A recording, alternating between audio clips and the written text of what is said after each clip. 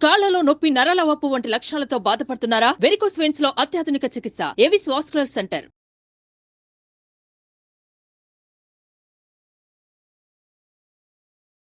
ఒక భార్య భర్త ఉన్నారట ఒక ఊళ్ళో.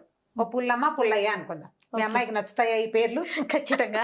సరే, పుల్లమ్మ పుల్లయ్య. ఈ పుల్లమ్మ కొద్దిగా అమాయకురాలు, కొంచెం, బాగా కాదు, తనకు కొన్ని తెలుసు, కొంత కొంత అర్థం కాదనమాట.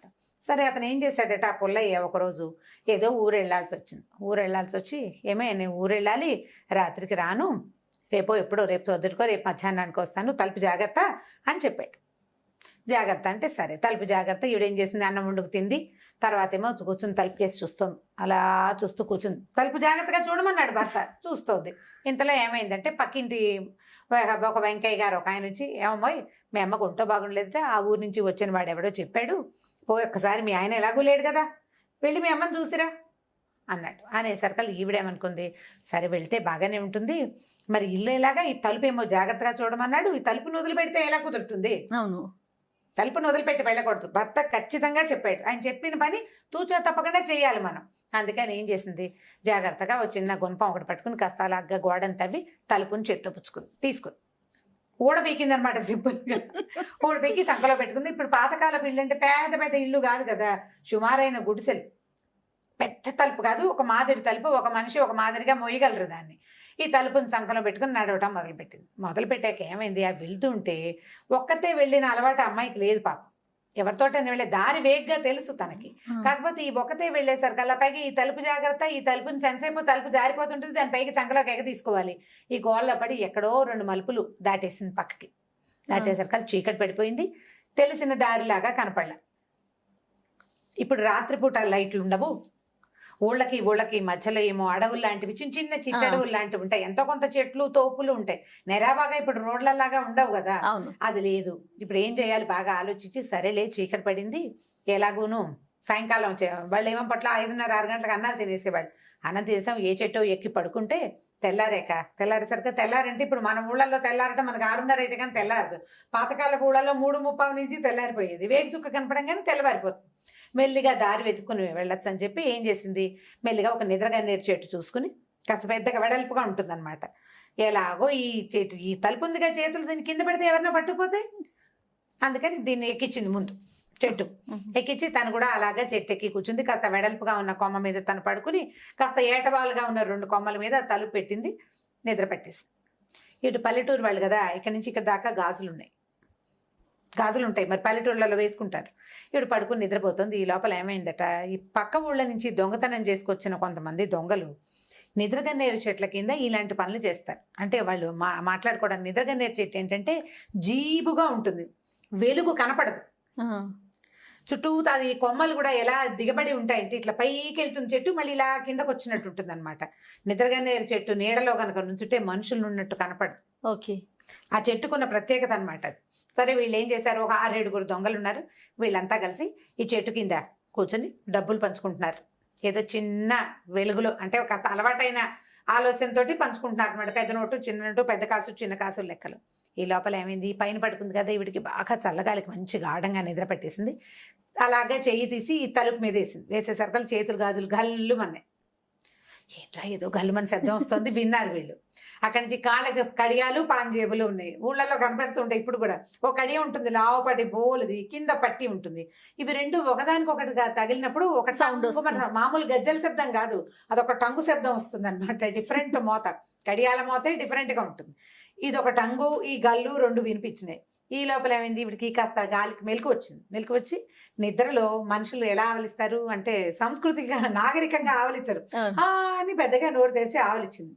ఆవలింత, గాజులు, కడియాలు, ఈ మోతలన్నిటితోటి ఏదో దయ్యం రోయి, మనమేమో చేరింది నిద్రగన్నేరు చెట్టు, ఏదో ఉంది పైన వీళ్ళు బెదిరే లోపల ఏమైంది, ఈ అమ్మాయి మంచి ఆవలింత తీసింది, గబుక్కుని పక్కకి తిరిగి పడుకోపోయింది. తనేమో వెడల్పాటి కొమ్మ మీద పడుకుంది, ఏటవాళ్ళ కొమ్మ మీదేమో తలుపు చల్లబెట్టి పెట్టింది. ఈ చెయ్యి దానికి తగిలేసరికి ఆ చెక్క కాస్త బోర్లబడి కిందకు వచ్చేసింది, ఢామని పడిపోయింది కిందకి. పడంగానే ఏదో పడింది, చచ్చానరా దేవుడా అని ఈ దొంగలు కాస్త తలా ఒక దిక్కుకి పారిపోయారు. వాళ్ళు తెచ్చిన మూట ఈ తలుపు చెక్క కింద ఉండిపోయింది. ఆవిడకి మెలకు రాలేదు, చల్లగాలి నిద్రతోటి. సరే తెల్లారేసరికి మెలకు వచ్చింది. 3:30కో 4కో చూసుకుంది. తలుపు చెక్కేది. అమ్మయ్యో ఎవరో పట్టుపోయారనుకుని గబగబా చెట్టు దిగింది. చూస్తే కింద ఉంది చెక్క. ఈ తలుపు చెక్క ఎత్తేసరికల్లా కింద మూటలు కనపడ్డాయి. కనపడేసరికల్లా ఏమిటో మూటని ఆ మూట చంకలో పెట్టుకుంది. మెల్లిగా తలుపు పుచ్చుకుని బయలుదేరింది. ఈ వెళ్ళగా ఏమైంది, తెల్లవారే టైంకి ఆ అమ్మాయికి భర్త ఎదురొచ్చాడు. ఆయన వచ్చేస్తున్నాడు, పని అయిపోయింది, పొద్దునే వస్తానని చెప్పాడు కదా, పొద్దున మధ్యాహ్నం వస్తానన్నాడు. ఇదేమిటా ఇదే వచ్చావు, ఈ తలుపు ఏమిటంటే, నువ్వే కదటయ్యా తలుపు జాగ్రత్తగా చూడమన్నా అంటే, నీ బొందా నేను చూడమన్నది అది కాదు, తలుపు జాగ్రత్తగా వేసుకోమన్నాను, నువ్వు ఆ మాట చెప్పలేదంటుంది ఈవిడ. నువ్వు చెప్పలేదు కదా, జాగ్రత్త నాకు, అందుకని చేత్తో పుచ్చుకొచ్చాను. సరే ఈ మూట ఏమిటంటే, ఈ మూట ఇక్కడ దొరికింది, తలుపుకి కింద కనిపించిందని చెప్పింది. చెప్పేసరికల్లా వీళ్ళు ఏమనుకున్నారు, ఇప్పుడు ఇంత బంగారపు వస్తువులు ఉన్న మూట ఊరు పట్టుకెళ్తే ఎట్లా, ఆ ఊరేమో పల్లెటూరు. సరే పక్కనున్న జమీందారు గారి ఇంట్లో అప్పచెప్పుదామని చెప్పేసి ఈ తలుపు చెక్కని నెత్తి మీద పెట్టుకున్నారు భర్త గారు. ఈవిడ ఈ మూట మోసుకుంటూ పోయారు ఇద్దరు కలిసి. వెళ్ళేసరికల్లా ఏమైంది, ఆయన తెల్లబోయాడు. ఈ తలుపు మోసుకురావటం ఏమిటి, ఇవేం తెలివితేటలు, మన ఊళ్ళలో ఆడాళ్ళకి ఇంతంత తెలివితేటలు ఉంటున్నాయని వాళ్ళందరూ నవ్వారు. ఈ మూట చూసేసరికల్లా సరే ఊడ తీస్తే బోలెడని నగలు దాంట్లో. అక్కడి నుంచి చిన్న మూటలతోటి చాలా డబ్బులు కూడా కనపడ్డాయి. అంటే ఎవరో వ్యాపారస్తుడు అయి ఉండాలి. అంటే ఈ రోజుకి ఈ లెక్క అని లెక్కలు రాసి పెట్టుకుంటారు. తర్వాత తనఖా వ్యాపారులు ఉంటారు, ఆ రోజుకి వచ్చిన వస్తువును మూట కట్టి రసీదులు పెట్టుకుంటారు, ప్లాండ్ గా పెడతారు కదా. అట్లా ప్లాండ్ గా ఉన్న చాలా మూటలు, అక్కడి నుంచి బోల్డ్ అంత బంగారం, పెద్ద మూటలతోటి డబ్బులు కనపడేసరికల్లా ఆ రోజట ముందు రోజు రాత్రి ఆ ఊళ్ళో ఉన్న సుబ్బిశెట్టి గారనే ఒక శెట్టి గారింట్లో పెద్ద దొంగతనం అయింది. మొత్తం ఊడ్చుకుపోయారు దొంగలు. ఆయన అక్కడ లబోదిబోమని ఏడుస్తున్నాడు. ఈ లోపల నగర పాలకుడు వచ్చాడట, ఆ ఊరి పాలకుడు. ఆ సుబ్బిశెట్టి గారింట్లో దొంగలు పడ్డారు అయ్య గారు అని చెప్పడానికి. ఒరే ఏవో నగలు వచ్చినాయి, ఈ అమ్మాయి ఎవరో పట్టుకొచ్చింది, తెల్లవారుజామున దొరికినాయట, ఇవి అవి ఒకటే నా చూడమంటే ఆ సుబ్బిశెట్టి గారిని పిలిస్తే ఆయన మూట ఉడదీసి మొత్తం బంగారం అంతా సేమ్ వాళ్ళ ఇంట్లో ఏం పట్టుకెళ్లారో అదంతా ఇక్కడ ఉంది. వీళ్ళ దగ్గర లిస్టులు ఉంటాయి, తనఖా వ్యాపారస్తుల దగ్గర విడిగా పుస్తకం రాసి పెట్టుకుంటారు కదా, పుస్తకాన్ని దీన్ని సరిపోల్చి చూసుకుని వాళ్ళ ఇంట్లో పోయిన ప్రతి రూపాయి ఈ మూటలో ఉందని తెలుసుకున్నారు. ఇన్నేళ్ల నుంచో దొంగతనాలు చేస్తున్నారు. ఫస్ట్ టైం వాళ్ళు దొంగతనం చేసిన వస్తువు వీళ్ళకి దొరికింది అనమాట. సరే అక్కడి నుంచి ఆ వస్తువులన్నీ సుబ్బిశెట్టి గారు ఇచ్చారు, ఆయన వాళ్ళకి ఇచ్చేశారు. ఇచ్చేస్తే ఆయన ఏమన్నాడు, బంగారు తల్లి నువ్వు ఎక్కడ మంచిదానివమ్మ, ఇవన్నీ నువ్వు చేత్తో పుచ్చుకుపోయినా మీ ఊళ్ళో మీరందరూ పనిచేసుకున్నా నాకు తెలిసేది కాదని ఆ అమ్మాయికి కడియాలు అందులో అన్ని కొత్త వస్తువులు ఇచ్చారు. ఆ వస్తువు ఉన్న మూటలో నుంచి తలా ఒక వస్తువు ఇచ్చి, బంగారం శుభంగా వెళ్ళరామా, నీ తలుపు జాగ్రత్త నా అదృష్టానికి వచ్చింది అని చెప్పి పంపించారు. ఈ జమీందారు గారు ఇంత బుద్ధిమంతురాలు అమ్మాయి, దొరికిన వస్తువులు అది పట్టుకురావడం అక్కడ భర్త కూడా ఒప్పుకున్నాడు కదా, ఇద్దరు కలిసి మూట పుచ్చుకుని పారిపోకుండా వేరే రాజ్యానికి వెళ్ళిపోతే వీళ్ళని అడిగేవాళ్ళే లేదు. అందుకని ఆయన కూడా చాలా మెచ్చుకుని ఏదో కొంత డబ్బిస్తే వీళ్ళు అంతకుముందు వీళ్ళకి ఏం లేదు పాపం, 2 ఎకరాల పొలం కొనుక్కుని హాయిగా సంతోషంగా ఉన్నారు.